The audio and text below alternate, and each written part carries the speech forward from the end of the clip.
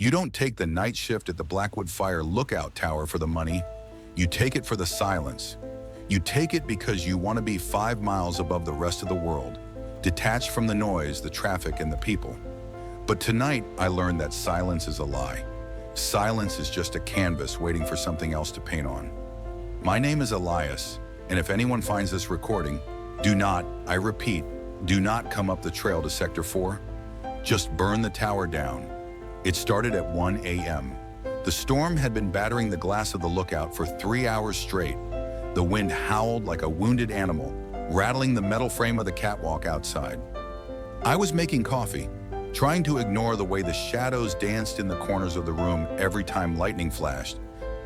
That's when the radio crackled. Usually the radio is dead quiet at night.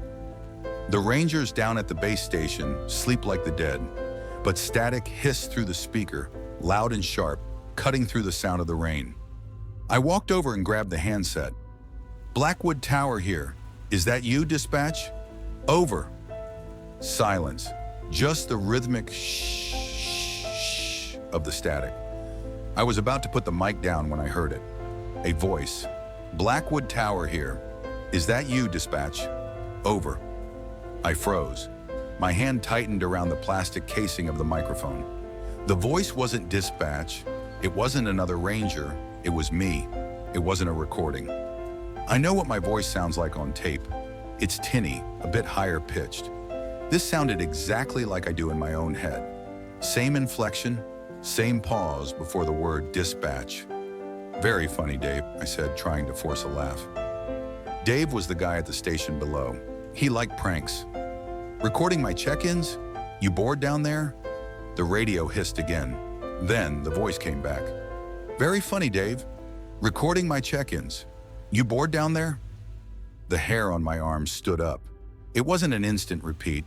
There was a delay, a thoughtful pause, as if the person on the other end was tasting the words, rolling them around in their mouth before spitting them back out. Stop it, I said, my voice dropping lower. Stop it, the radio replied instantly. But this time, the tone was wrong. It didn't sound annoyed like I was. It sounded hungry, deep and guttural, like my voice was being dragged through gravel. I turned the volume knob down to 0. The silence rushed back in, heavy and suffocating. I backed away from the console, staring at the black box as if it were a bomb. Electrical interference, I told myself. A feedback loop. I went back to my coffee, but my hands were shaking. I sat in the chair facing the windows. Outside, the darkness was absolute. The tree line was just a wall of black ink. Thump, a sound from directly below me. The lookout tower stands on 40-foot stilts. The only way up is a narrow wooden staircase that wraps around the structure. I held my breath. Thump, thump, thump. Heavy footsteps. Someone was walking up the wooden stairs. I stood up, grabbing the heavy flashlight and the flare gun from the emergency box. Who's there? I yelled at the closed trapdoor in the floor. This is federal property. The footsteps stopped, right outside the door. I waited. 10 seconds. 20. The wind whistled against the glass. Then from the other side of the door, a voice spoke. Who's there? This is federal property. It was me again, but it was louder, distorted. It sounded like it was coming from a throat that was too wide, too wet.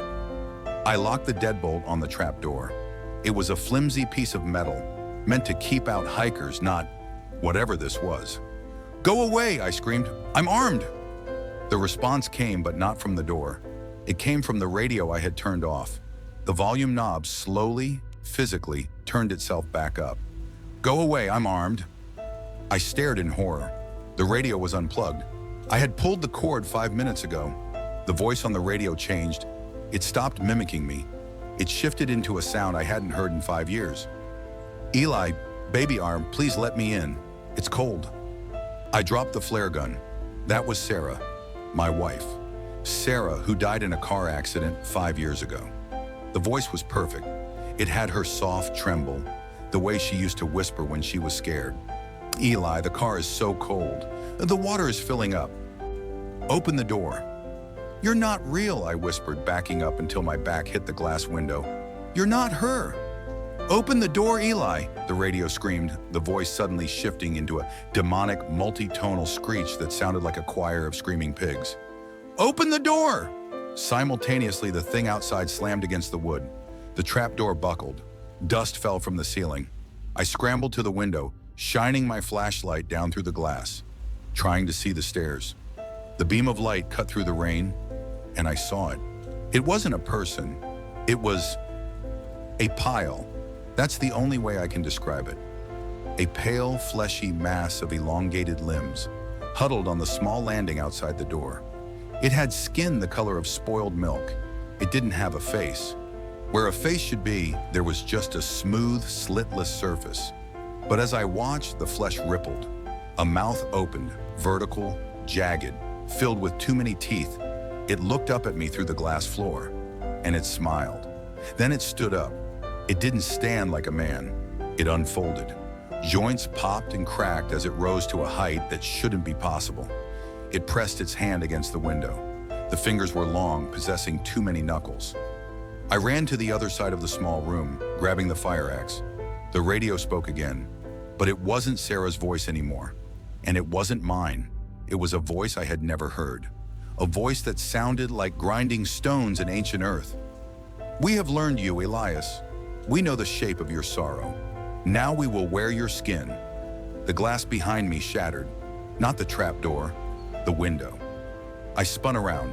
A long, pale arm had punched through the reinforced glass. It was reaching for the latch. I swung the axe. It connected with a wet thud, cleaving into the forearm. There was no blood. Only a thick, black tar oozed from the wound. The creature didn't scream. It laughed. It laughed with my laugh. I retreated to the corner, barricading myself behind the heavy metal desk. I'm recording this on the emergency backup tape. The power is out. The only light comes from the lightning. I can hear it breathing.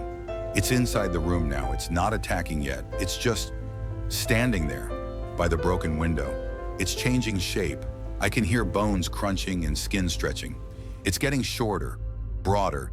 It's putting on my ranger uniform. It's turning to look at me. It has my face. It has my eyes. But the eyes are dead, flat, like a shark's. It's opening its mouth to speak. "My name is Elias," it says, and its voice is perfect. It's more me than I am. And I am going down to the base station now. I am going to see Dave. It's walking toward me. It's raising the axe I dropped. If you hear this, if you see me coming down the trail, run. That isn't me. I am still up here. I am part of the silence. No,